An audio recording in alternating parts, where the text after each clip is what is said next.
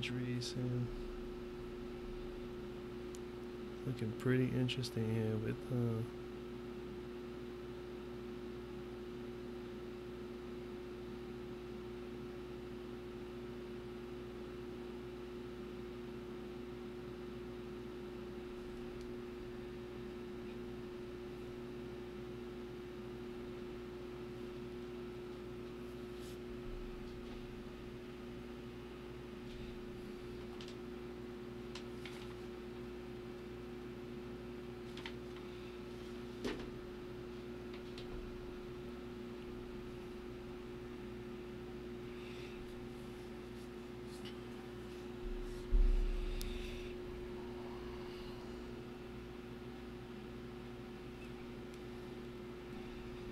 what's going on there, Jonathan?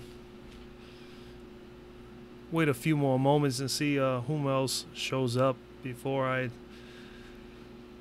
discuss the Sunday slate. See what happens this week, and at the same time, taking a look here one last moment again on injury news.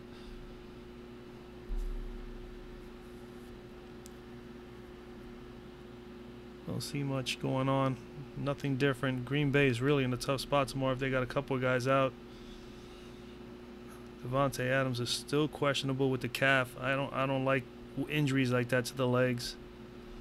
It's not going to be good for Green Bay tomorrow. Definitely Detroit looks better and better by the moment at home. Better and better at home.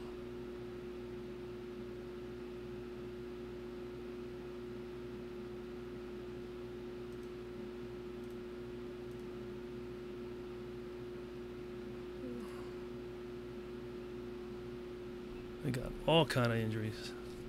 Jeez. Yeah, Green Bay's in a tough spot tomorrow. Tough spot, man. If they don't have Davante Adams and Geronimo, they're gonna have to get. Aaron Rodgers is gonna have to go and utilize some Jimmy Graham tomorrow and Aaron Jones. That's for sure. Other than that, he's got this Marquez Valdez Scantling. I don't know too much about him, but he's 4,800. Just checking out the injury news as I wait. Hey, what's going on, Sir Dave, Tom? How you doing, Jonathan? Jonathan, how's my day going? Not too bad, man. This is my relaxed time right here, right now. This is just sitting down and looking over a couple of things regarding the slate before I make my final choices, because I always make lineups. I don't know if some of you have been around me long enough. I normally make lineups early on in the week. Just throw something together just to lock in positions on here on Fanduel and on Draftkings, and basically I do my research the rest of the week. I wait for injury news. I see how the practices go during the week, see if there's any coaches changes or anything like that. And now I'm just looking over the news again. I know looking here, Green Bay not looking too good for Davante Adams and Mr. Allison tomorrow. What's up, Mike? How you doing, buddy? Hey, Randy, what's going on? Just going over a couple of injury news, man, right now for the time being. Before I get started, let a couple of you guys trickle in here. How's everybody doing, man? Let me ask you that. How's everybody doing so far this week?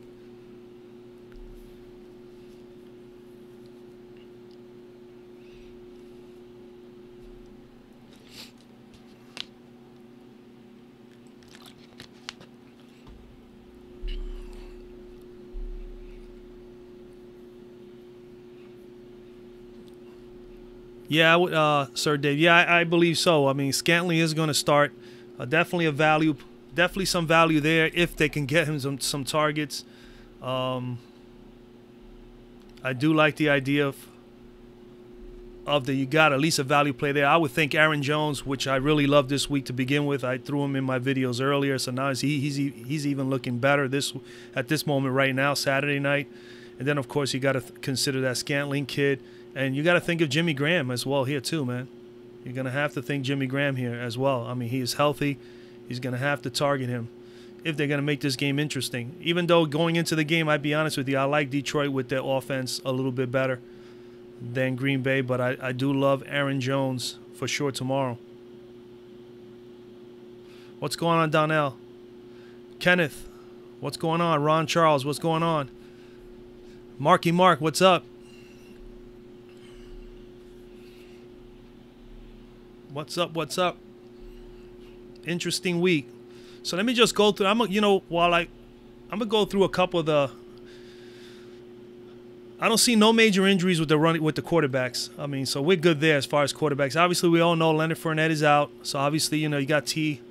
Yeldon over there for Jacksonville, filling in. Don't sleep on Mr. Grant as well. He may get some touches. We also know that Giovanni Bernard is out. Okay, so that obviously Mr. Mixon is in play. He's in the mix this week. I mean, I like Mixon this week. Obviously, I can't do videos and then really pinpoint everybody. I try to find the best possible plays. So when I do my running back video and so on and so forth, I try to give you. This week I'm kind of leaning more towards the receivers and the quarterbacks because obviously, for me, hands down, you got 4 or 5 games with really high implied totals, and when you see that happening, this is going to be a high-scoring week. I mean, if everything goes well, obviously, as well as projected by Vegas and so on and so forth. And the numbers, pretty much the numbers, at least for me, when I did all the numbers, I mean, they definitely equate to these teams having big games tomorrow as far as offensively. I mean, there's a lot of teams that are very good offenses, but their defenses are not too good. And we could just see a big high-scoring game, especially for receivers and quarterbacks. A lot of fantasy points tomorrow, and to take down the GPP, man, I really think you're gonna have to have like a 230 or better tomorrow.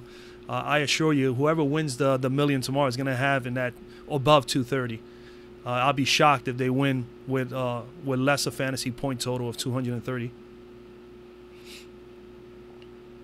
So I mean, this week I think this week the massive points are gonna come from the receivers, which usually they do.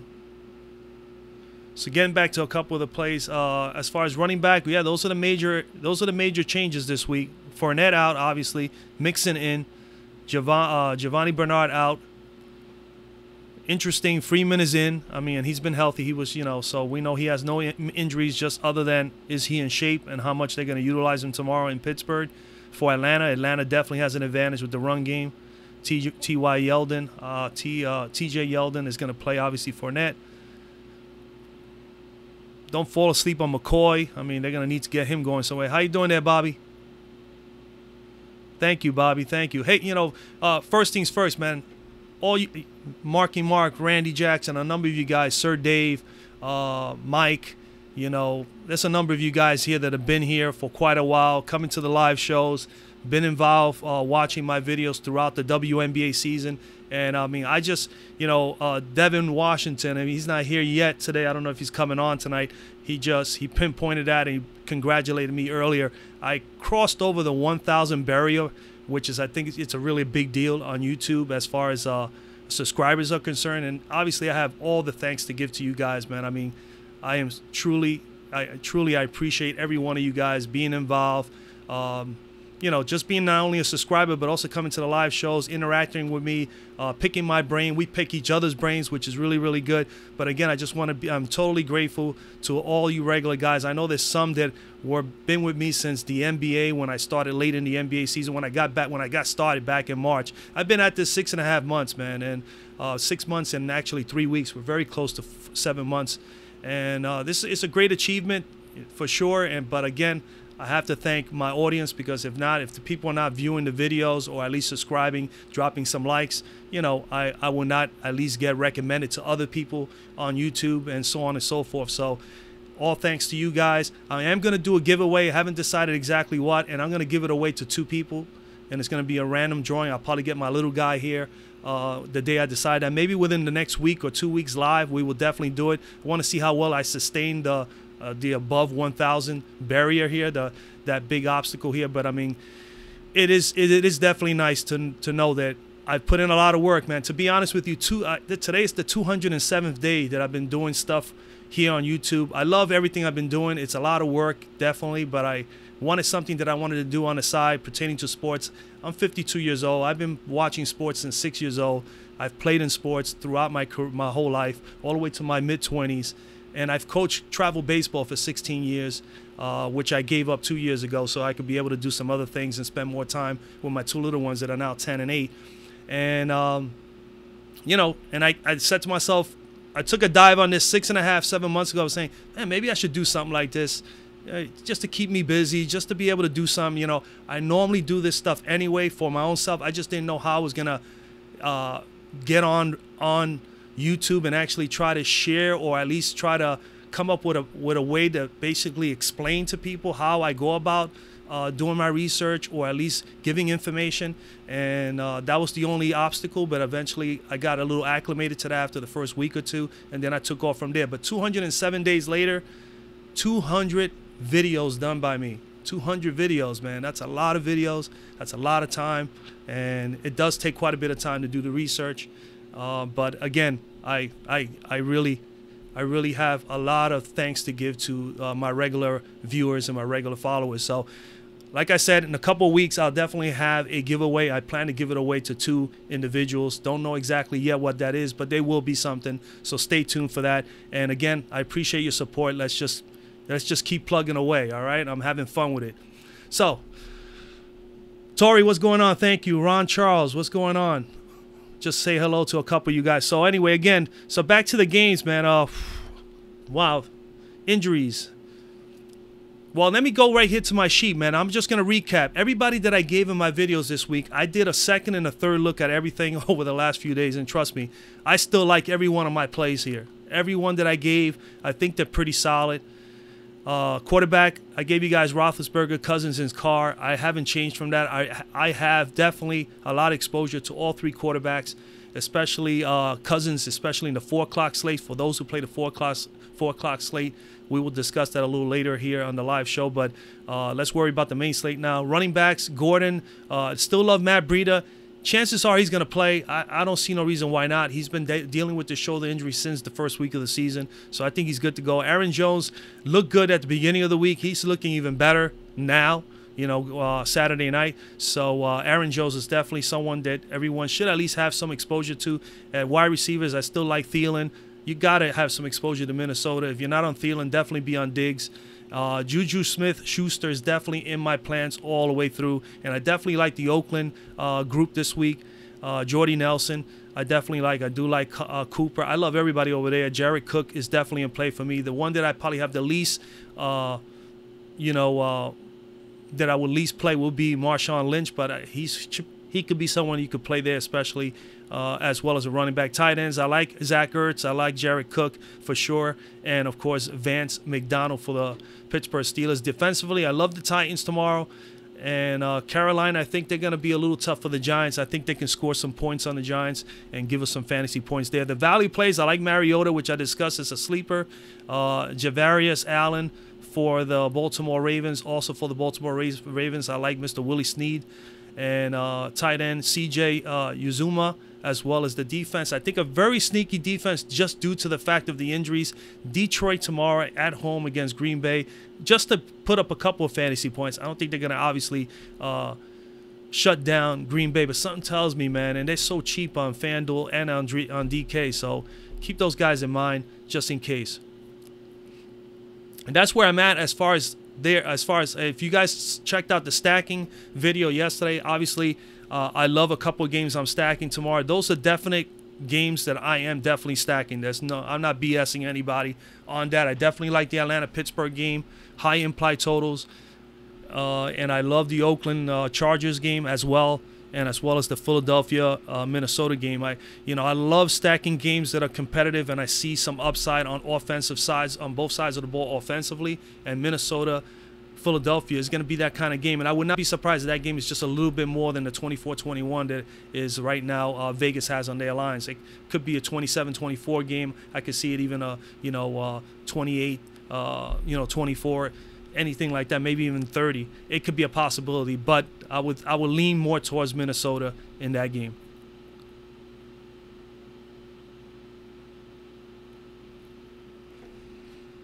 And that's where I'm up. And I'd rather just get that all out of the way and let you know exactly everyone that I am interested in. Okay, so what's going on, man? What we got here? Who's on what, man? Who likes whom? Let's talk some football here. So who we got here? We got Tom saying Aaron Jones is going off. Absolutely. I think he is. If they don't utilize Aaron Jones tomorrow, Green Bay, I don't know what. Now, remember, they got Aaron Jones. Do not fall asleep on Ty Montgomery. Ty Montgomery could be put out in the slot, could be put out on the wide, could be put out there to run some pass patterns. We know that he is capable of doing that as well. And you might see him in the backfield as well with Aaron Jones when Aaron Jones is not in there. So definitely don't forget Ty Montgomery. With Green Bay having the issues as far as injuries are concerned, if those guys are definitely out, I could see Ty Montgomery being in the target as well as Aaron Jones. And then you cannot sleep on Jimmy Graham. He's healthy. What else we got here? Jones, yep. Thank you, Bobby, for the video. Yes, I figure I'd throw something out there. Some people are not too familiar about stacking, but stacking is the nature of the beast in these sports. You definitely got to have some sort of exposure to that strategy, you know.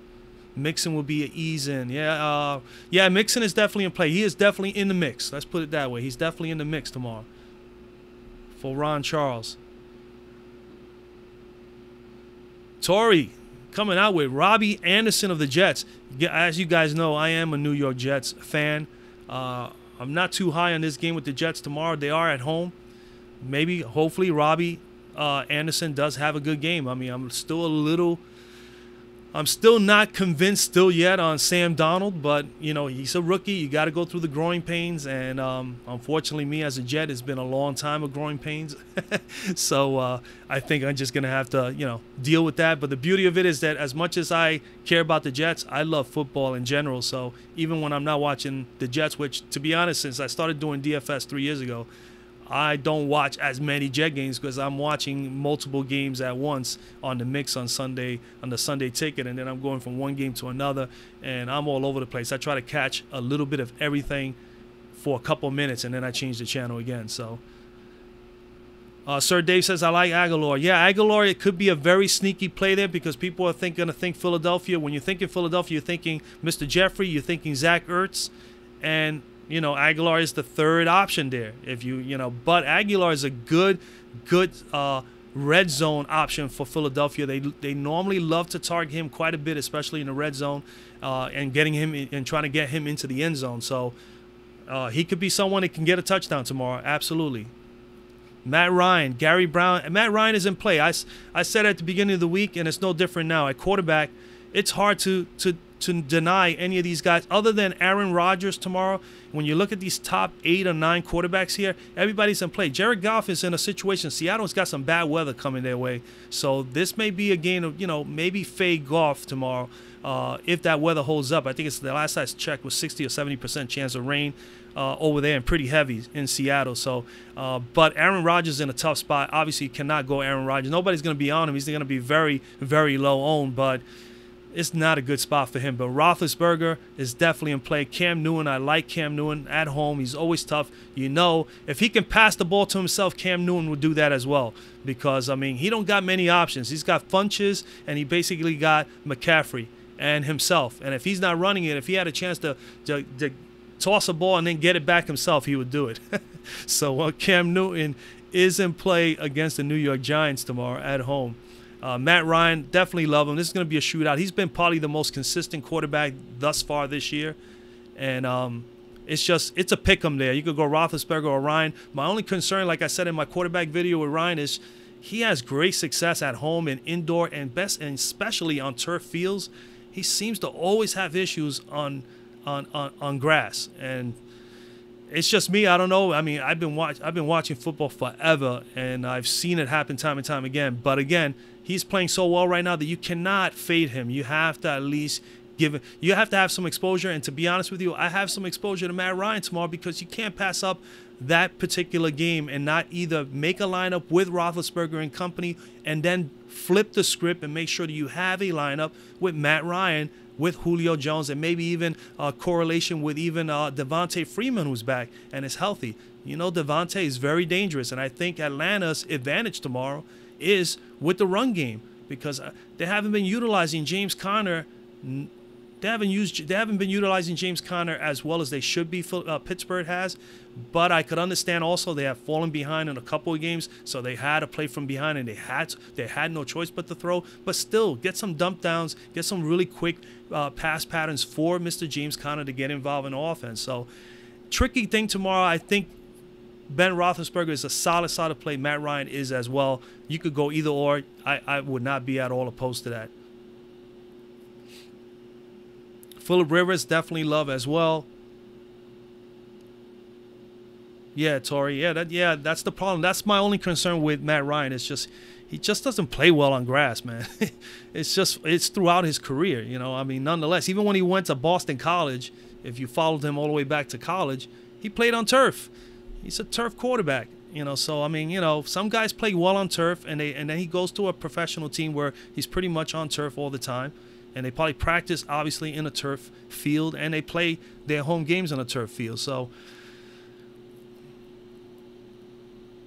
Ron Charles asked me how I feel about Tennessee's D. Well, I mean, like I said, look, I probably just got coming now, Ron, but Tennessee is my favorite defense going into tomorrow. 3,900 on Fanduel is mad cheap for them. They're in a good spot. They're playing Buffalo. In Buffalo. Granted, they're playing Buffalo in Buffalo.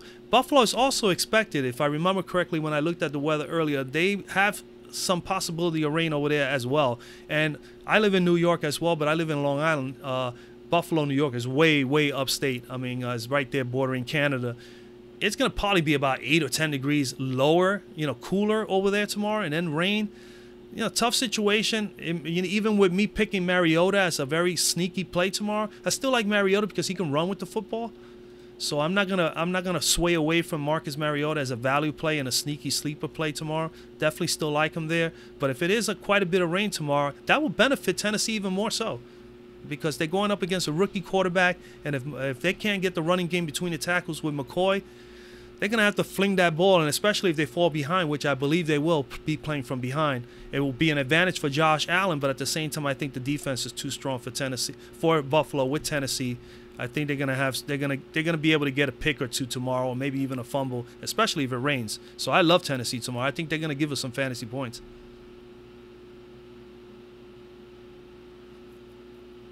Enunwa, yeah, Quincy Enunwa is in play, man. I mean, he's the most targeted player on the Jet team as far as the offense is concerned.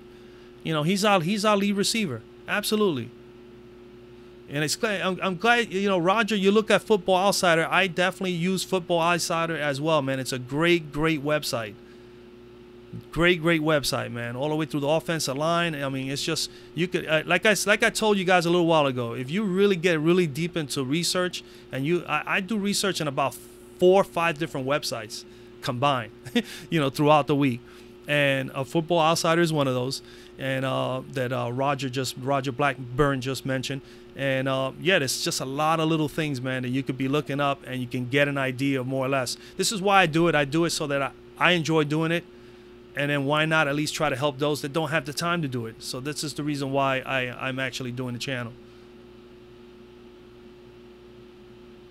Henry Boyd, welcome back, man. Yo, I'm glad that you're doing okay, Henry. Obviously, my prayers out to everybody in the Carolinas that went through the storm. I had that situation happen to me here in Long Island with Sandy several years ago. I lost a lot of money on stuff in my basement. My basement got flooded up to almost 5 feet, 4.5 feet. Almost hit my electrical box, and could have done more damage to my little home I have here. But it's devastating. I know how that is, man. And, you know, the only thing you really want to be able to do is come back and find a home, and hopefully have everybody that you know is safe. So I hope everything turned out good for you over there in the Carolinas. LA for the afternoon. Are you talking about the Rams or the Chargers, Scotty? The 4 o'clock slate, you got to go with the Rams. The Chargers defense, I like Oakland for the 4 o'clock slate. I love this 4 o'clock slate, man. You should definitely have some exposure to Oakland and the Chargers and Minnesota, Philadelphia. As if you saw my stack video yesterday, those are the games I'm targeting this week as far as game stacks, and 2 of them happen to be at the 4 o'clock slate. So you know what's going to happen there. I'm going to basically try to make my lineups around those 2 games.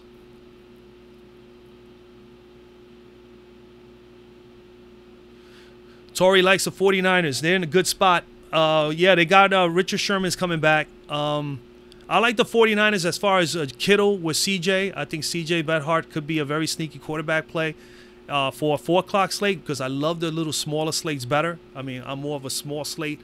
I have more success that way than these 10, 12 game slates. It's the same thing with the NBA. I mean, when the slates are small, I kind of gear in and I do a lot better, at least historically for me, with smaller slates. And I enjoy going over the research for smaller slates. But not that I don't play the main. I do play the main slates as well. I just don't invest a whole lot of my bankroll on it.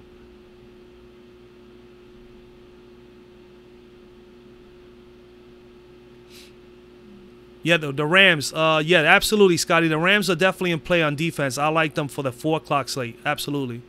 Absolutely. I really don't favor anybody there. The only one that I would consider defense other than the Rams at the 4 o'clock slate would be, and it's only because they're at home, and I think they may be able to keep the game because has a low implied scoring game. That's the 49ers. I would probably take a stab at the 49ers on 1 or 2 lineups in the 4 o'clock slate if I'm not willing to pay up for the Rams because, hey, matter of fact, we'll look at it right now. I mean, the Rams are 4,700 and San Francisco is 3,800. So you could save $900, almost $1,000, is it? 900. You'll save yourself $900 if you take San Francisco. So you could make a couple of lineups in the 4 o'clock slate with San Fran. And then, of course, make sure that you have some exposure to the Rams in 1 or 2 lineups. If you're making multiple lineups, that's what I advise. Watch, Taywan Taylor. I mentioned Mr. Taylor as one of the guys that I was looking at for Tennessee. So, I mean, be on the lookout for him as well, with his counterpart over there. With Mr. Corey Davis. I mentioned that on my plays the other day too. I love Corey Davis and Mr. T. Taylor. Definitely with Mariota. You gotta have to have some correlation and at least some pairing up with Mariota, someone to throw to. And I am in favor of both of those guys getting a number of targets in tomorrow's game. But only, again, we have to watch that weather. I believe when I last saw Buffalo supposed to be getting some rain. It was Buffalo, and I think definitely Seattle, remember vividly, it's going to be heavy rain over there. I think 70 or 80%. So keep your eye on that. Keep your eyes out on that if you're looking to target those games. Henry Boyd likes Gurley. Yeah, Gurley's going to be in play pretty much all the time, man. I don't think there's anybody that really can neutralize him. Really tough game for the Rams. Me personally, even though Seattle is not the same, they've been playing still really pretty decent defense. And they play usually pretty good at home. So, I'm a little worried about targeting a lot of Ram players. I'm not on Goff tomorrow at all, not even on the 4 o'clock slate. Like I said, I love the Minnesota-Philadelphia game, and I love the Oakland-Los Angeles Charger games. Those are the games I'm going to gear up at 4 o'clock. For the main slate, I like those games as well because, as you know, I mentioned Derek Carr and I mentioned Kirk Cousins. So I have exposure for the main slate as well. But Gurley definitely a solid play here. Yeah, absolutely. I mean, I would like Gurley there, and I also like Cooper Kupp in that game. Sir Dave, you took the 49ers defense. For the 4 o'clock slate, Dave, or for the main slate? For the main slate, I probably would not have San Francisco, at least in my opinion. But 4 o'clock, I'll have exposure to them with, like I said, the Rams. I think you got to go Rams. You got to go San Fran. Yeah, Sir Dave, Melvin Gordon is, he is. He's in a better spot. Talking about a high implied, high scoring game. He's at home. They're gonna need him to perform. He's gonna get his touches. He's gonna have to run between the tackles, and he's gonna have to also get his targets. So Melvin Gordon is a solid play in this game. He's gonna be a solid play at 4 o'clock, and he's a solid play on the main slate. He is, as you know, like I said earlier in the week, Melvin Gordon is my top running back. Here's my plays for the week. And I love Matt Breida for the 49ers tomorrow. Even with the bum shoulder, I think he'll be just fine in this game. And Aaron Jones is going to have a big game now. He looks better now on Saturday than he looked when I did the video on Tuesday. So in Tuesday, I thought he was a pretty decent play, and I really loved him then. And now, all of a sudden, with the injuries really surfacing for Green Bay, that there may be a possibility of no Devontae Adams and possibly no Geronimo Allison. Now you got to say, hey, who is he going to target? Well, he's got the Scantling kid. He's going to have to figure out some Jimmy Graham. And like just I mentioned a little while ago, if anybody missed it, don't fall asleep on Ty Montgomery. If those guys are definitely not going to play, Montgomery's going to have some exposure. He's going to have some targets. And then, of course, Aaron Jones is going to have to not only run between the tackles, he's going to have to also go out and get some targets as well.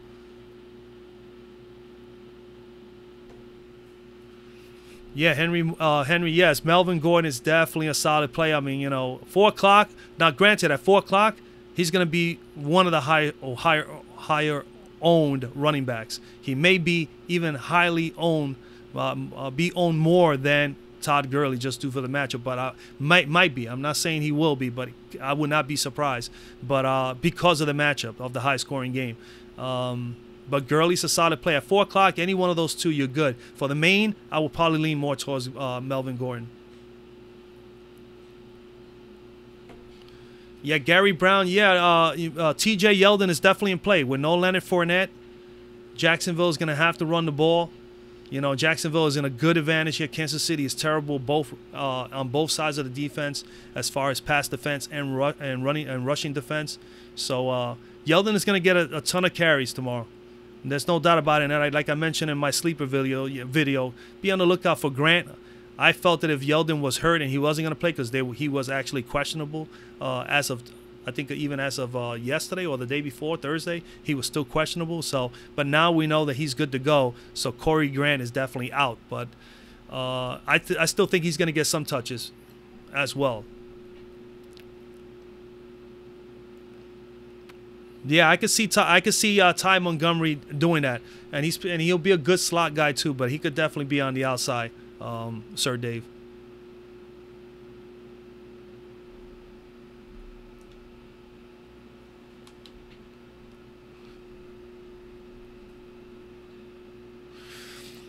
Yeah, that's a good point, Tori.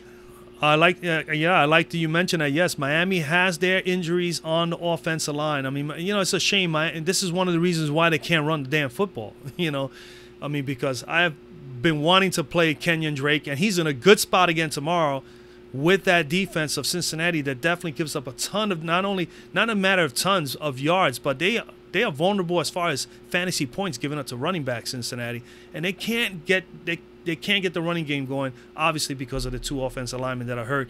And that comes to show you how important an offensive line is for a running back or for a running game period for a national football team. Because, I mean, without them, man, these guys are not going to be able to get those holes open. They're going to have to create and bounce around and really look for ways to create their own openings for them to be able to score.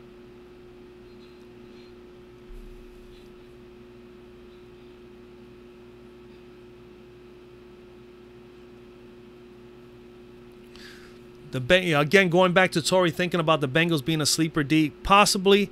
Like I said, man, the play at 1 o'clock or for the 1 o'clock slate or the main slate would be Tennessee. And like I said, other than that, I would probably go Rams. I do like Carolina against the Giants. I think that they're going to shut them down. But again, anything can happen. Always remember this.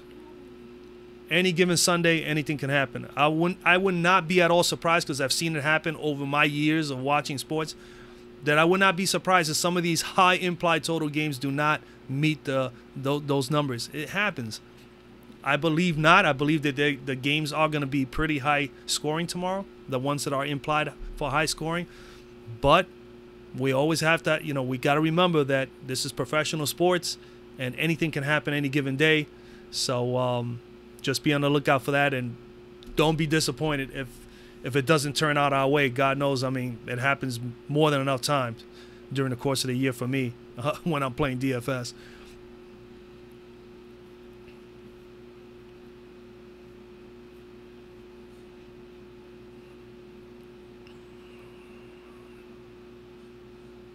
Daryl Parker says, don't sleep on the Browns. I missed that one.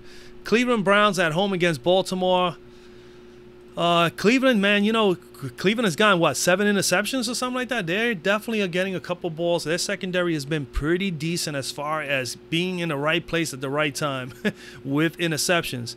But Baltimore, man, they are a good defense, man. They are absolutely a better defense. Baltimore, to me, is, I would say right now, Baltimore is probably the second or maybe even the best defense in the NFL at the moment, on both sides of the ball as a balanced defense.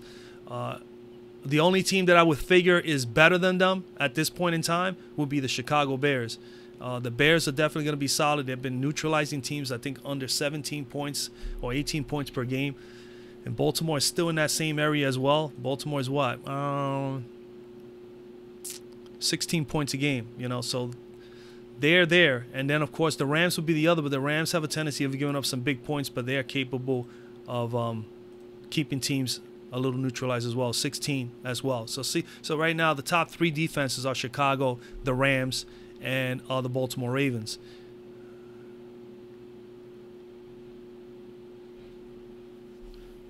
Sanu for Atlanta could be a very good play here, considering a lot of people are going to be obviously on Ridley and possibly Julio Jones. So yeah, I would think out of the three, he would be obviously the least highly owned would be Mr. Sanu for Atlanta, Henry. Scantling is going to, with the injuries that Green Bay have, I mentioned earlier, Scantling is going to more than likely start, and he's going to get some touches. I mean, Aaron Rodgers is going to need to throw to somebody. He's going to need to throw to somebody. I just believe that they're going to have to get Aaron Jones more involved, not only from the backfield, between the tackles as well. And like I said before, I'm going to say it again, watch out for Ty Montgomery. If these injuries do pan out, and you have no Adams and you don't have no Allison, then you can see Ty Montgomery getting some touches tomorrow. Aaron Jones is going to get more work, and don't sleep on Jimmy Graham. He's healthy. They utilized him. I think he was targeted about 7 or 8 times last week. Jimmy Graham. My memory serves me right. 6 times. All right, so I was close. I thought 7 or 8. So 6 times, but the prior game 7 and 8. So he's getting some targets. He's probably going to get a little bit more tomorrow. They're going to need to do that. Detroit has done well against tight ends as far as neutralizing them. So, but then again, they haven't faced a whole lot of good tight ends. Jimmy Graham is not the same Jimmy Graham from years back, but he is still good enough to get it done with a team that might not be that strong in defending the tight ends.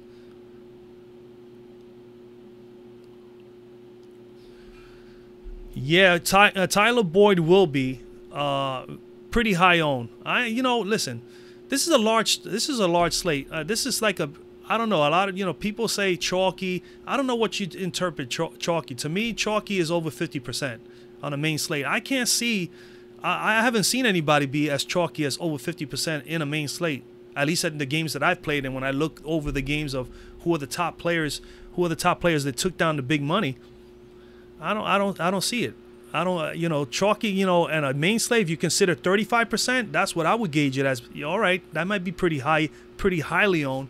But chalk to me is it's past 50%, at least from my opinion, playing DFS for 3.5 years now. That's what I would, and I've been playing fantasy sports since Yahoo. And, oh man, I used to play with when I used to work in the city when I was in my 20s. I used to play with colleagues, man, do the Yahoo Sports, the league. Actually, the league, it wasn't Daily Fantasy Sports then. And I did that all the way. I did that for like 15 years, playing every year baseball and football and all that on Yahoo Sports, with the free, league play and all that. Just for the fun of it, we'll play for like beers and for, Super Bowl parties at somebody's house, that they would throw, stuff like that. But I mean, chalky, yeah, man. You're going to see some chalky plays on the 4 o'clock slate, on the smaller slate. Large slate like this, you got so many options. You can make 10 different lineups and be successful with 1 or 2 lineups. Easily. I've been able to win a few $1,000 here and there over the years with just having 5 or 6 lineups and then nailing 1 or 2 lineups, and then none of the 6 lineups are exactly the same. None. In basketball, I do something like that too. I would put 5 or 6 players, lock in 5 or 6 players, and then just move around just a few different players, and that would be good. And you could still nail down maybe 2 or 3 positions right next to each other just because of 1 or 2 different players in your lineup. But in football, like this is a large slate, man. I don't know about that. So Tyler Boyd is going to be highly owned. I don't think he's going to be 50 or 60% owned. There's a lot of options out here tomorrow.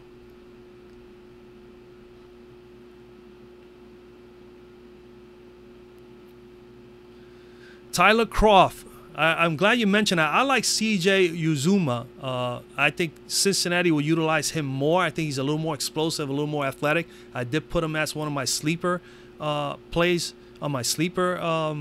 I call it. I could prefer to call it sneaky plays, but you know, most people are labeling them on YouTube as sleeper plays, so I put him as sleeper. But he's like a sleeper sneaky play. And I did mention Tyler Croft. I like the Cincinnati because somebody's got to take up the load for Tyler Eifert. And Tyler Eifert and Cincinnati is an offense that is tight end based. They definitely use their tight end as part of their offense throughout the course of the game. So I can see either Tyler Croft or CJ Uzuma, if I'm pronouncing it correctly, getting the touches. But I prefer CJ. I think he's going to be the one who's going to get more of the targets.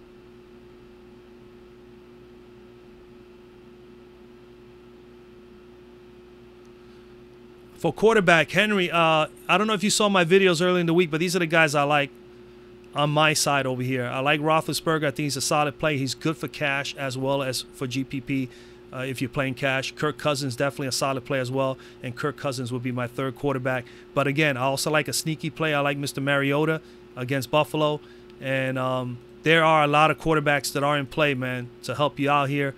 I mean, obviously, Patrick Mahomes is in play. I don't care if Patrick Mahomes is going up against Jacksonville.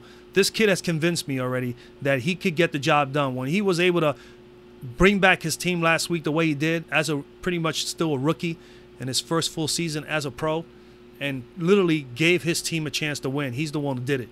Then he threw. Then he did that nice switcheroo with the right to the left hand and tossed the ball for a first down. I mean, come on. This is why I'm not touching the Kansas City-Jacksonville game, because I want to see how good Jacksonville can actually neutralize Kansas City if they can. And I still believe that Kansas City has more than enough offense as far as weapons are concerned that it'll be a little bit too much for Jacksonville to handle. And then they're playing in Kansas City. So Mahomes is definitely a solid play still. You know, I just rather pay down for something that I know is going to be more intriguing and possibly even more fantasy points. And I think Ben Roethlisberger in the position he is in and Matt Ryan are definitely going up against one another is definitely the best possible plays here. And then, of course, Cam Newton at home against the Giants. You know Cam Newton, he plays very well at home. He gets fired up with those fans. He loves scoring touchdowns. He gets in the red zone. Like I said earlier, if you missed it, hey, if he could throw the ball to himself, he would do it.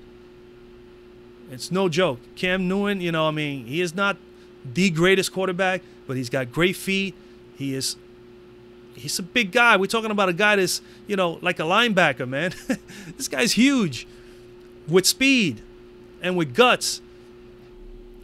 That's what makes him tough. And he always, if he gets in the red zone, he is going to plunge it in on the Giants, and he can possibly get maybe one touchdown running and one throwing. He'll probably even rush for two. He's capable of it. So I like him at home. Normally Carolina plays very well at home. Phillip Rivers is another guy I mentioned that I really like this week, and I like, obviously because I like the Oakland Chargers matchup as far as a high implied total game. Phillip Rivers is definitely in play. He should do very well there against Oakland. Very sneaky play, man. Stafford at home. Matthew Stafford is going to be pretty solid tomorrow as well. Andy Dalton is going to be okay here against Miami at home in Cincinnati. You got to love all the guys that are at home. Russell Wilson could be a very sneaky play there at home, especially in that 70-80% chance of rain over there. You're going to see him. He's going to be more of a running back. He's going to run some balls. Flacco has been pretty good this year, pretty consistent, 18, 19, fantasy points per game. There he goes right there, 19.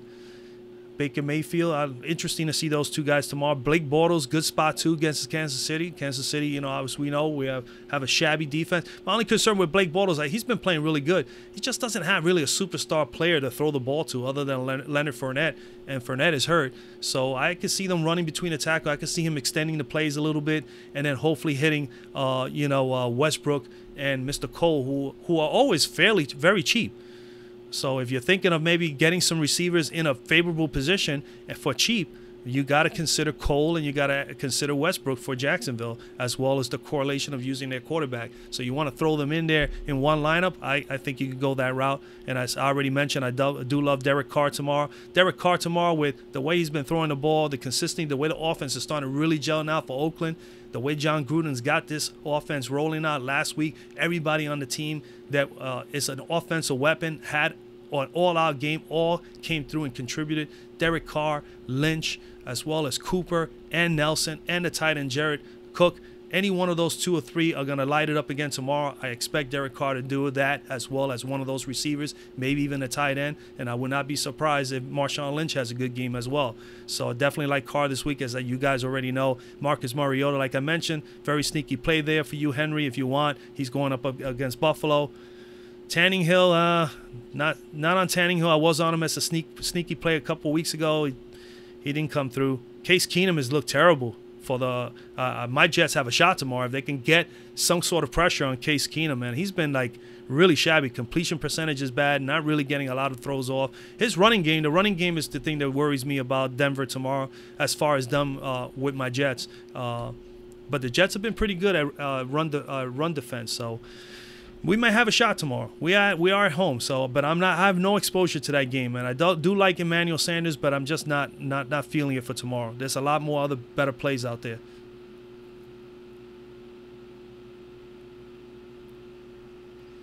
Not on Eli Manning, no Josh Allen for me, no Josh Rosen, no Sam Darnold. CJ Beathard is the lowest quarterback other than Sam Darnold, and I think he's going to probably put a better game up than Sam Darnold. So I'm still not, even though I'm a Jet fan, I'm still not quite convinced on Sam. But then again, I have to remember he is a rookie. So we're going to have to take those lumps and bruises. He's going to have to learn as he goes. So, he's still a development process. Henry Boyd, Jordy Nelson. Yes, Jordy Nelson is one of my plays. I like the Oakland receivers all the way through, every one of them. Cook, Nelson, as well, and Seth Roberts, he's a little sneaky once in a while. He comes up with a big playmaker. Sometimes they target him in the red zone, but I think it's going to be definitely Cooper, Cook, and Nelson. And I went with a lower price receiver for this week's top 3 receivers that I like, and I went with Nelson. But I did mention that I love everybody on the Oakland team, so that everybody at least knows that I do have plans to have some exposure to the Oakland offensive players there. Stack it up with what we have here. Switzer for Pittsburgh. Yeah, he's been getting some targets, man. I love Juju in the Pittsburgh game. Do not fall asleep, obviously, on AB, Antonio Brown, but he and Vance McDonald I definitely like as the tight end there in that matchup. But Switzer could be a very sneaky play. He's been getting some targets. He's a guy that people are not going to really focus too much on, and that's the reasons why he has been able to get some exposure out there and get some targets, and that can happen again tomorrow as well. So yes, definitely, if you're looking to stack up in that Pittsburgh game with Atlanta, sure, why not get Juju in there, throw in Mr. Switzer, and then throw in Ben Roethlisberger? Hey, a little mix, and then go out there and attack maybe 1 or 2 players from Atlanta, like I would say definitely Julio Jones, and possibly Ridley if you want, or if not, you could go with the tight end as well, Austin, or you can just even take a freaking dice, roll the dice with Devontae Freeman.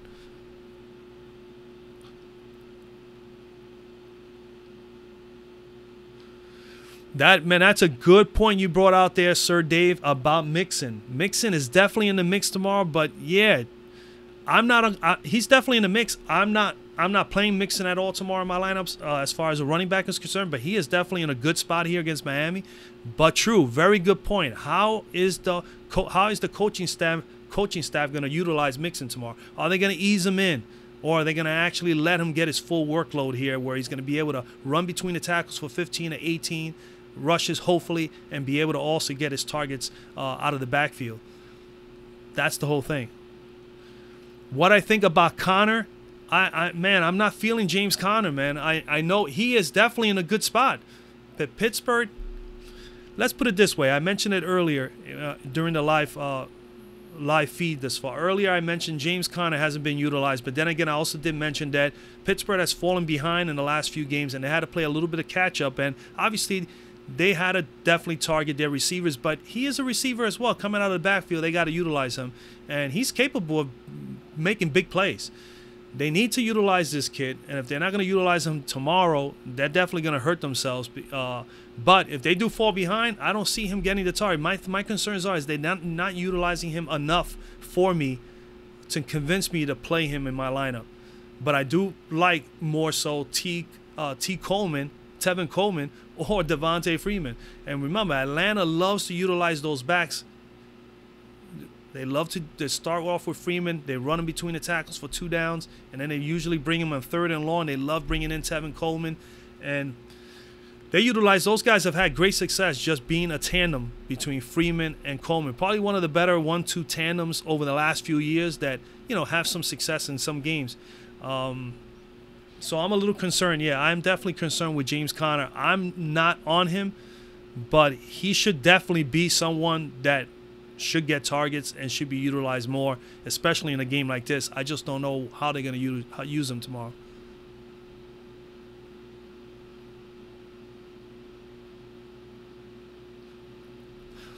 Yeah, James. James, you mentioned Ty Montgomery. I mentioned him earlier. I think he could be a very, very sneaky play tomorrow. He's going to get some touches, especially if Devontae is out, as well as Geronimo Allison. If they got both of those guys out, man, I could see Ty in the slot definitely a whole lot, and he could be in the backfield several times as well, even in the backfield as a dual back set with Mr. Aaron Jones. I can see it happening, man. They're going to have to find ways for Aaron Jones, and they need targets. And Ty Montgomery is not a bad receiver, and he's not bad running the ball from the backfield. So he's definitely going to get some play if those guys are out. And of course, we have the Scantling kid that's going to more than likely start.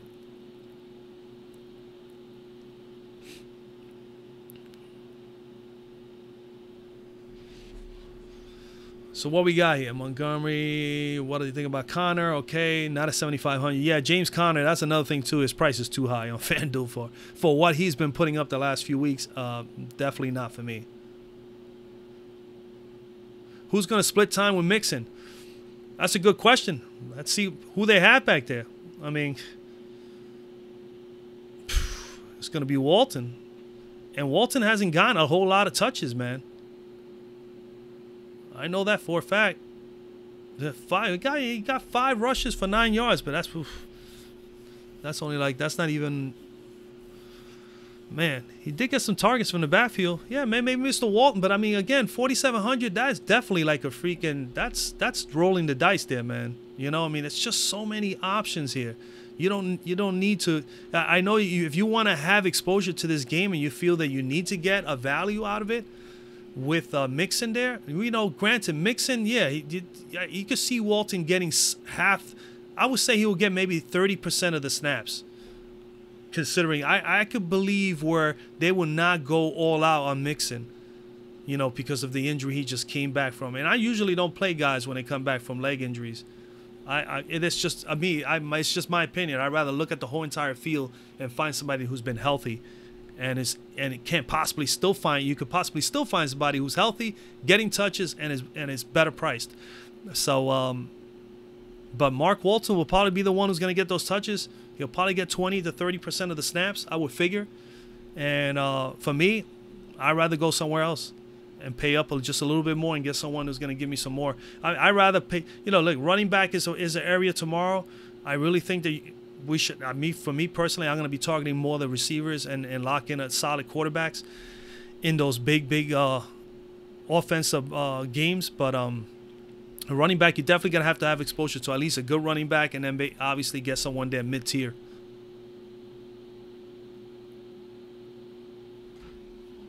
Yeah, Tori says Minnesota, Cincinnati, the receivers. Yeah, and then the only receivers I'm looking at in the Cincinnati-Miami game. Granted, Miami, if they can have Tannehill throw the ball and get it to Stills and get it to Albert Wilson, they'll be okay. But then they're not even doing that. It's so frustrating to see teams without a superstar wideout and a quarterback that even when a team has a good superstar wideout, sometimes they don't have the right quarterback back there for him.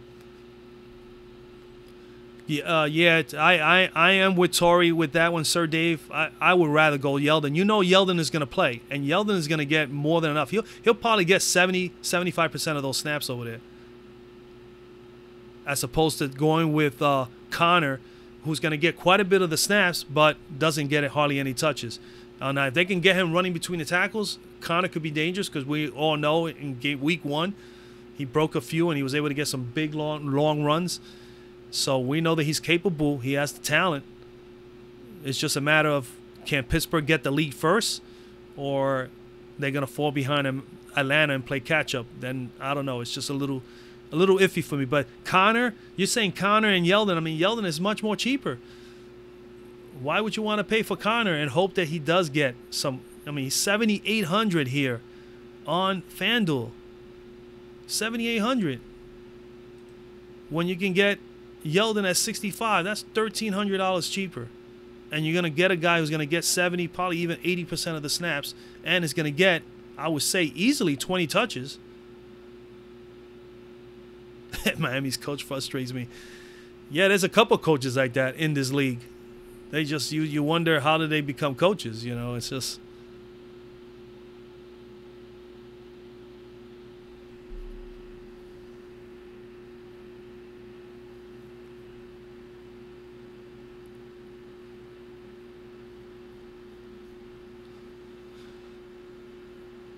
Danny Amendola. Yeah, I've been waiting for Danny Amendola to come through and have a huge game. When he went there, I figured, hey, you know what?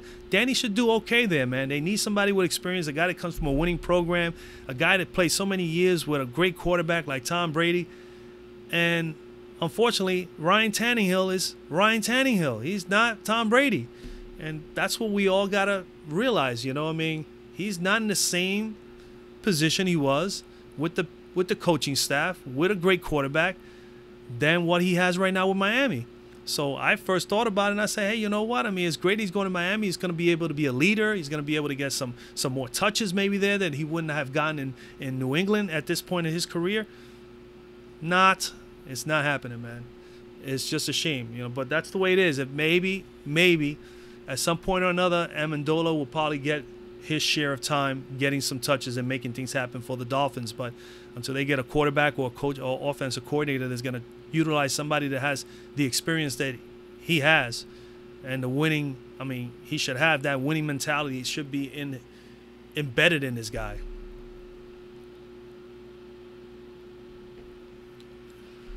Sir Dave says, I'm liking Westbrook. Yeah, D.D. Westbrook here for Jacksonville. I mentioned earlier, Jacksonville's receivers, if you're looking to play Blake Bortles, you're going to have some correlation, have one of those receivers, possibly both. If you want to just make one lineup here for the 1 o'clock or the main slate and gear it, they're going to be very low owned. I think Blake Bortles is not going to be highly owned, and you're going to need to have some exposure to his receivers. And these guys, their prices are pretty cheap, and they're not bad. $5,900 and $5,700.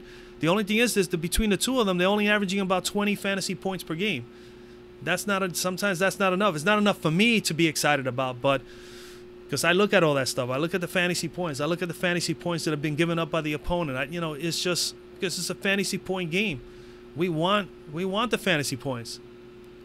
And if you're not getting 200 or more fantasy points per game during a main slate, you're not going to win any big money. Just like in basketball, I always gear it. I got to be in the 300 club. I call my basketball DFS Zone 300 club. I hit the 300 club so many times last year, made money, made a few $1,000s in a few events, and it's the 300 or better. I always notice over the years, 300 or better in the NBA. In the NFL, it's 200 or more. If you got 200 fantasy points in a GPP, you have a shot to at least cash. And if you're in the higher you are, over 200, more of the chance that you may be able to take down a GPP. In tomorrow's game, I expect that to be over 230. Somebody's going to have over 230, I would think. At least that's my opinion right now on what I'm gauging it. From what I see as far as fantasy points, I think you're gonna have to have about 230 or better tomorrow to take down the million.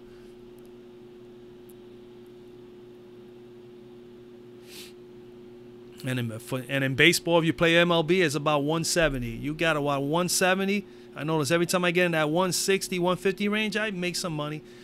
I make $10 or $5 on a GPP.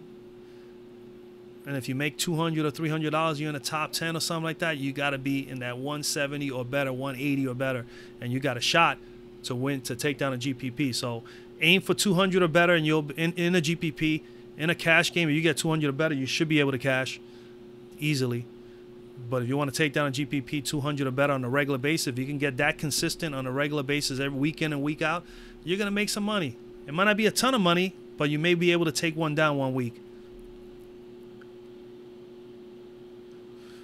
I look so much forward, Tori, to the NBA. I mean, I love the NBA, man. It's just the excitement of every game, and then knowing how the fantasy points just jump around really quickly. You could be in 3,000th place in the NBA, in within an hour, and then by the time the second slate of games go on at 9-10, and the West Coast games go on, all of a sudden you got like it's just that the numbers are just fluctuating like crazy. All of a sudden now you're in 150th place. All of a sudden, boom, you jump up a couple points. A guy hits a three, another guy in another game hits a three. All of a sudden you jump up 6-7 points, and bam, you're all the way up to freaking like 50th place. And you're like, holy smell. And then you say to yourself, hey, you know what? I got a shot here. I think I might come in the top 10. It's just so much exciting, man. Definitely exciting, the NBA. Best screenwriting books. Absolutely. If you take down one GPP down a year, especially a solid one like this, like 1 million, come on now, guys. Listen, this is why I play GPPs for that reason. People ask me, man, do you win often? Well, yeah, I win sometimes my money back. Sometimes I win $150. Sometimes I win $400. Sometimes I win $1,000. Sometimes I don't win nothing at all for 2 or 3 weeks. You know, the last few weeks I've only been able to recoup a few of the dollars that I put in. So I've actually been losing, you know. Probably lost about $67 out of my bankroll over the last 2 weekends in football, which is a surprise. But then again, hey, I gear myself up and I keep my discipline. Make sure you don't utilize more than what you need to. And then with the NBA around the corner, you want to allocate and have some money available for that as well, because I play NBA every day. You know, it's a bit different. It's a big difference also with the NBA, because every day you can get excited to be like, hey, you know what? I could probably take down to $30,000 today. Oh, maybe I won't be able to take $30,000 today. All right, it didn't work out. Then you're preparing yourself. And you're saying, hey, you know what? Tomorrow's a new day. Maybe I'll take down 10 or 15,000 tomorrow. So again, I agree with you. Best screenwriting. You take one GPP down a year, especially 20, 30, 40 grand. That's not a bad year. Now, if you want to have consistent cash, play the cash games, play the 50-50s. Your chances of at least retaining your bankroll and making and building your bankroll are better there. But if you don't have sufficient enough funds to bankroll NFL during the course of the year, I like what I do, I allocate a certain amount of money for NFL, and it's there for it. It's there for me, and I try not to go past that. I haven't had to lose all the money that I have allocated to NFL, and I'm in week 5. So I still have all the chances in the world to take down a GPP, or at least be in the top 10, take down 10 grand, 5 grand, all of that, you'll recoup it in no time, you know? LeBron James, yeah. I know. We already are gearing up for NBA, man. Make sure you guys stay tuned here at DFS Zone to talk some basketball. I plan to have 4 live shows a week. I'm hoping to do 4 live shows a week, because I'm going to be still doing NFL videos as well, and still doing the Saturday show. I'm going to be very busy, but I love it. It keeps me occupied, and it keeps my brain, you know, focused. As far as I get older, that's important, man. Reading and doing all this stuff definitely keeps you alert and keeps you from being so stagnant and just sitting in the corner not doing nothing.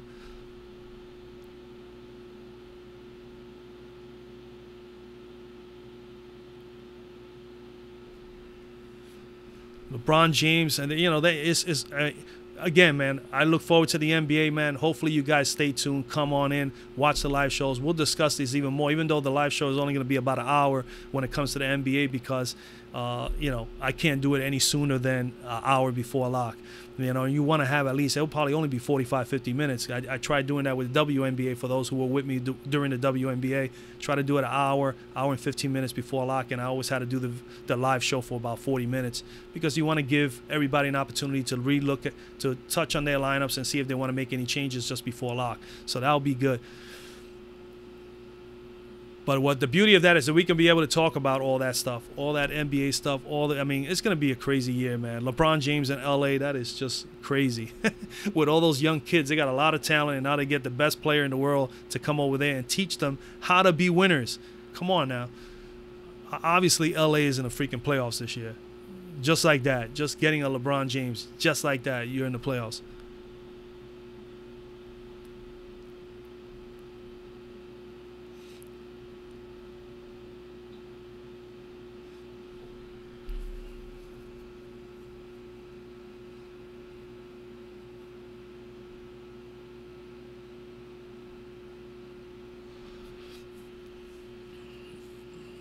Yeah, we talked about those Baltimore Ravens, man. Baltimore Ravens are definitely play. I like Mr. Allen tomorrow. That's one of my sleeper running backs for Baltimore. But, yeah, don't fall asleep on that John Brown. And I also gave you guys in my value play, I gave you Mr. Willie Snead. So don't fall asleep on Mr. Snead for the Baltimore Ravens tomorrow. I will have him possibly in 1 or 2 lineups as well. Very, very, but Switzer is definitely a good play as well for Pittsburgh. I just love Juju Smith-Schuster, in that matchup. Love him. Ben is gonna target him. He seems to be his favorite target right now nowadays. And then that tight end is just, he's just a freaking savage, man. That Vance McDonald taking guys downfield, man.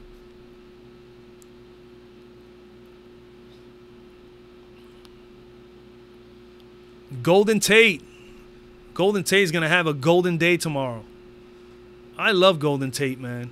Him and Stafford have such a connection. Like I said, I like Detroit at home. I even like Detroit as a sneaky defense tomorrow in this game, other than I hope that Aaron Jones has a big game because I have exposure to Aaron Jones. But something tells me because of the injuries, I don't know, you can't, Detroit, you never know, man. Matt Patricia, head coach, a defensive guy. You just never know if he puts something together tomorrow to neutralize a few of these guys. And the key is to neutralize Aaron Jones, at least from him getting between the tackles and making things happen running-wise. Because if they could establish their run, obviously we all know that opens up the pass. So if they do shut down Aaron Jones, Detroit, I think Detroit will probably have a great game. And then offensively-wise, the talent that Detroit has offensively with Stafford, he has 3 good solid receivers in Jones, Galladay, and of course Golden Tate. They are pretty dangerous, man. Granted, their worst game they played was against my New York Jets. Caught them off guard over there, first game of the season, but they have played a bit better in the last week or two. A bit better, and they've been getting some wins at least. McDonald's a freaking beast. Yes, he is, man. He's a savage dude. He even looks at you. Look at his picture. He seems like a nice guy, but at the same time, he's a beast. He's just like he's the type of guy you don't want to pick a fight with.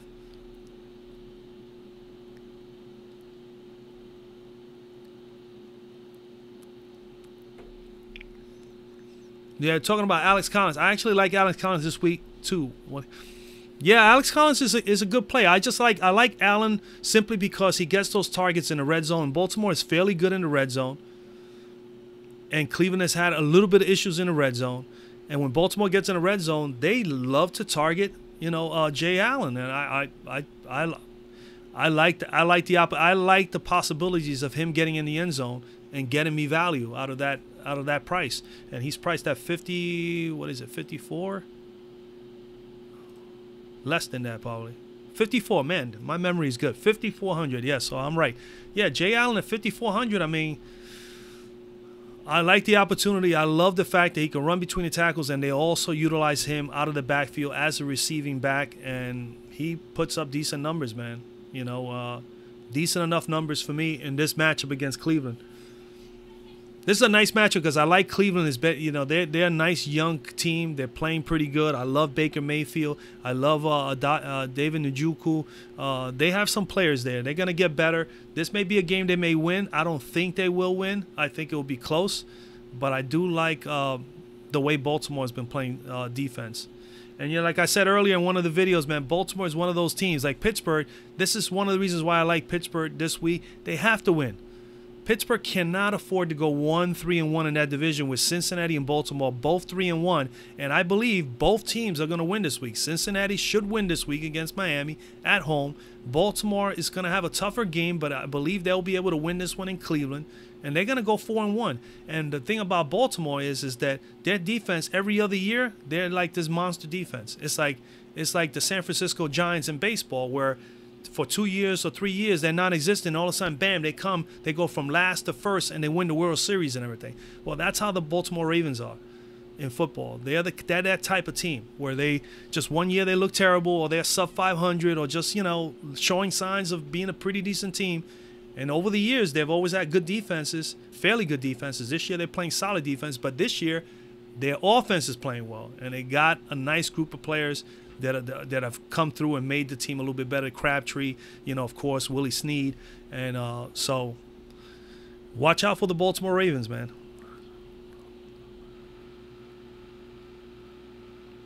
The Jets. Hold on, we missed somebody here. Somebody asked regarding, I've watched every preview, and they like to allow offenses to get to the goal line. Yeah, I mean, and like I said, they have had their issues in the goal line, in the red zone, Cleveland, and I love the fact that Baltimore has done fairly well in the red zone, and they have utilized Mr. Jay Allen. And, hey, I love a little piece of Jay Allen trying to get one in the end zone tomorrow. Kerryon Johnson, KJ. Yeah, definitely. Johnson with Mr. LB, with Mr. Blunt, Detroit, over. Granted, I love Aaron Jones tomorrow. Love him. I think he is the best play here if you're looking for a running back in this game. But KJ you can make an exception for KJ here. You absolutely can. But something tells me that this is Green Bay's best bet considering their wide receiver injuries. They need Ty. They need Aaron Jones. These guys are going to have to come through for Green Bay to keep this game exciting. And for me, Detroit, their explosiveness as far as offensively is Stafford to those receivers. There's no doubt about it, hands down. I mean, Detroit is probably in the top 7 or 8 in passing offense. They got two explosive guys. Golden Tate is very explosive. Marvin Jones is the speedster. And then you got, this kid with the mid-range catches. I mean, Galladay looks fantastic.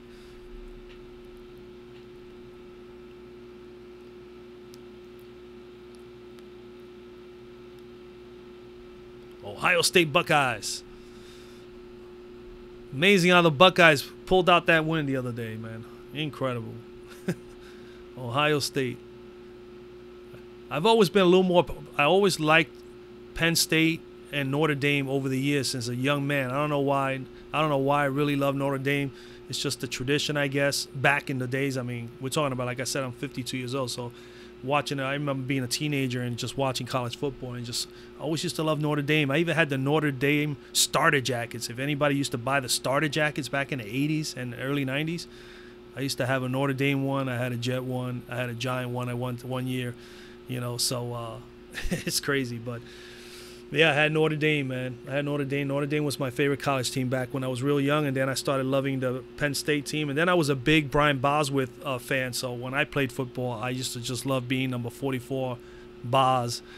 And I used to try to emulate that guy so much.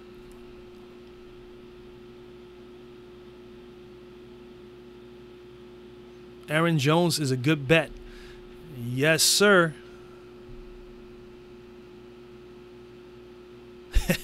Yeah, Eddie Lacy, and that's quite a while already, man. They don't run the ball. You have that's because you have the monster targets that they had over the years. I mean, you had Jordy Nelson over there. Him and Aaron Rodgers. I mean, Aaron Rodgers loved Jordy. That was his man. And then over the last few years, you've had Randall Cobb, and now you had Mr. Devontae Adams. So he had a lot of weapons. He has more than enough weapons. Over the years, Aaron Rodgers. And their backfield was really, Eddie Lacy was the last guy that was really a very good, popular running back for the Green Bay Packers. But they're back right now. Aaron Jones could be their back of the future. I think he has the talent. I think he is more than capable of handling the job. He's got decent speed. He runs well between the tackles, can break tackles, and he can also come off and the check downs. He's a good screen catcher, receiver. I like Jones. I think Jones has definitely got a good shot here to be around with to be the main starter for the Packers for the remainder of this year and for years to come.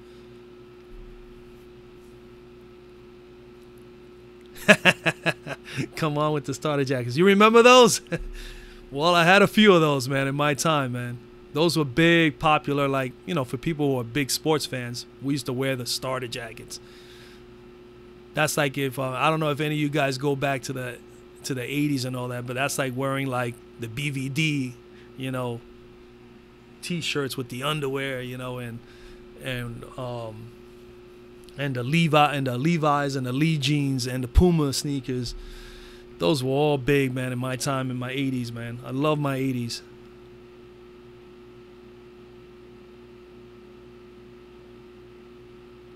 Now they have Scantling, yeah.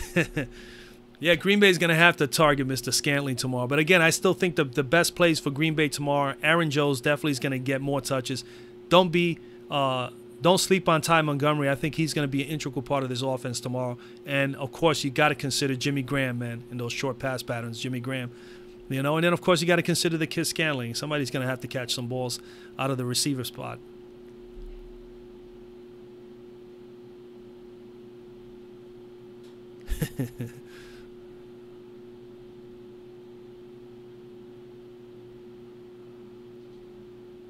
Jones outscores Yeldon this week? Wow, that's a good question, man. Yeldon is in a good spot too, but again, if you're thinking Kansas City, we know Kansas City's defense struggles both on both sides of the ball defensively, pass defense and rushing defense. But if there's anywhere that they have a little bit of strength at, it's going to probably be in their run defense. And if they're going to definitely try to neutralize Jacksonville in some way, I think that's the best place to start with. If you neutralize and you can at least shut down and definitely minimize the amount of touches that Yeldon gets, and try to see if Bortles can beat you with Savarius Jenkins and Westbrook and the other gentleman, Cole, then hey, you know what? More power to them if Jacksonville wins this game. I don't think Jacksonville is going to win this game. I mean, I'll be very surprised. I just not willing to be. I'm not willing to give exposure to it. I would like to see if Jacksonville can neutralize Kansas City's offense. But I think Kansas City, they could possibly hold Mr. Yeldon down a little bit and put them in position where, at least if me, as the defensive coach, that's how I'm making my game plan. I'm not letting this little guy beat me. I'm not going to let that little guy beat me or Bortles. Put a little pressure, try to get something going, try to get 6 or 7 7 in the box, 8 in the box if you have to, and get them to pass the ball and see if maybe, just maybe, you might be able to get some pickoffs here from Mr. Blake Bortles, who can be careless. All right? But we'll see. We'll see. I'm not going to put too much insight on that game, but if you were asking me, I really like Aaron Jones a lot. And again, Yeldon is not a bad play at all. He's going to get a number of opportunities to run the ball and maybe even receive the ball. He's in a good spot. The numbers show that Kansas City is not going to be able to shut him down. And in Jacksonville, really, if you look at it really technically, I mean, as far as skill set and all, he's probably the best skill set player offensively for them tomorrow, without Leonard Fournette. So, I mean, if you, like I said, if they can actually neutralize him in some sort of way, I can see where you're gonna put the ball in a position for Blake Bortles to try to beat you with those receivers.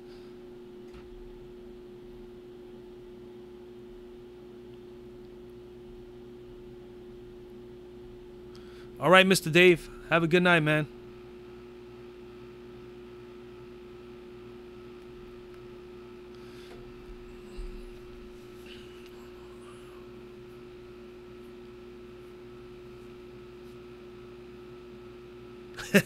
People were robbing people out of starter jackets. Well, thank goodness, man. That didn't happen to me, man. But I grew up in Brooklyn, man. I grew up in a rough neighborhood, so, I was okay because I was one of the cool guys, man. I was always the athlete, always playing sports, never really got involved in all that hanging out in the street stuff. I was always involved playing sports with my buddies and being on teams and so on. It's just being active, man. I never got caught up in that, and thank goodness I never had to worry about somebody taking my starter jacket or my gold chain off my neck, because back in those days, that's what you were getting in Brooklyn, New York. Holy smoke. People were always concerned about that.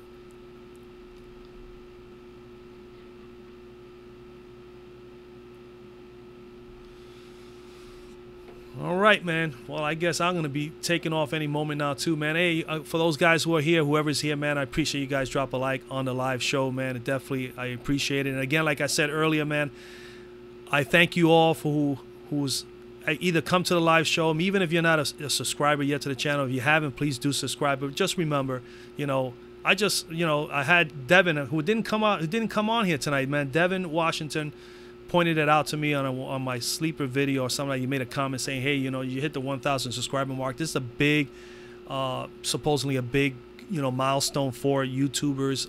I know I've been grinding this out for about 6.5 months, loving it, almost close to 7 months. And yeah, so again, it's a tribute and a thanks to all you guys that watch, subscribe to the channel, come out to the live shows, interact with me and talk and stuff like that. And so again, I'm very appreciative. I will, like I said very much earlier in the live show, if you missed it, I will have a giveaway for the 1,000 subscribers. I'm gonna look to see how it sustains over the next few days to a week, but probably a week to a week and a half, or maybe the most 2 weeks from now, I will do a drawing.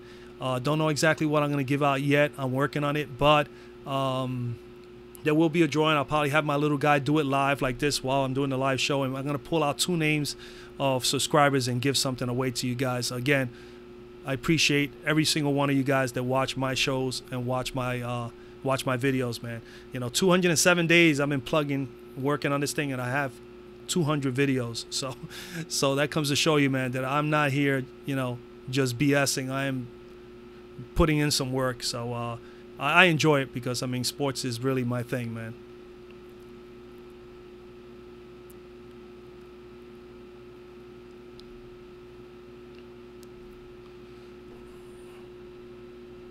So remember, guys, as you leave, man, drop a like again, man. If you have not subscribed to the channel, you're the first time here, you want to be able to get your NFL and now the NBA very shortly, lineup advice, tips, strategies. Of course, you're going to get they're going to get the videos, the live shows with the NBA 4 times a week, at least, I would say right now, four times a week. And, of course, the live show for the NFL every single Saturday here at 7 o'clock. Make sure you subscribe down below, put on those post notifications, and be ready to keep getting information, man. We're going to try to keep cranking things out, and hopefully some people win more money. And, of course, I'm trying to win GPP money every week as well. So we're gonna do what we can do. Yes, good luck to everybody. Henry Boyd, good luck, man. So again, guys, be on the lookout. I'll do that 1,000 subscriber giveaway possibly in a week and a half to 2 weeks. I'll do it here live, and I will pull out some names out of the hat as far as subscribers. I noticed that when I look at the subscribers, I'll probably have like 500 or 600 that come up. I know there's over 1,000 at the moment, but at the same time, not everybody, I guess, leaves their stuff exposed to being able to be seen, I guess. So, when I pull out those names, I don't want anybody to think that I'm not pulling somebody out that's not a subscriber. I know there's over 1,000 right now, and that's great. But at the same time, man, if you don't I don't pull your name out of the drawing, it's only going to be the ones that I'm able to see from the drawing, because those are the names and those are the emails, or whatever's the subscriber's name. That's the name I'm going to be utilizing when I pull out the name. Give out a starter jacket. Yeah, that'll be a good idea. Hey, man, Dave, you're saying starter jacket. Do they still make and sell starter jackets? Because I have not followed that since, holy smoke, my last starter jacket was a Jet one, and that was man, it had to be like, shit, mid-90s. I would say right now. I don't even have the jacket anymore because I was a much more thinner then. I'm like 30 pounds heavier than I was from when I was 25. But that would be a nice little thing, to consider there as well. Yeah, starter jacket. Maybe that'll be something that I'll do, or maybe like give out some sort of jacket, some team jacket. Somebody choose a team jacket, and I send them that.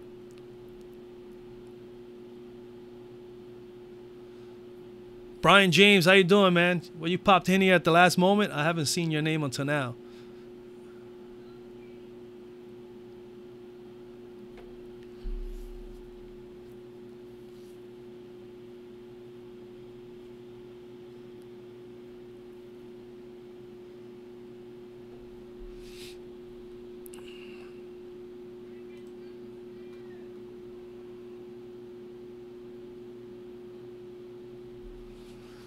So we're good, guys, man. I'm going to wrap it up, man. It's I've been at it almost an hour and a half. I hope I was able to help you guys out with some questions.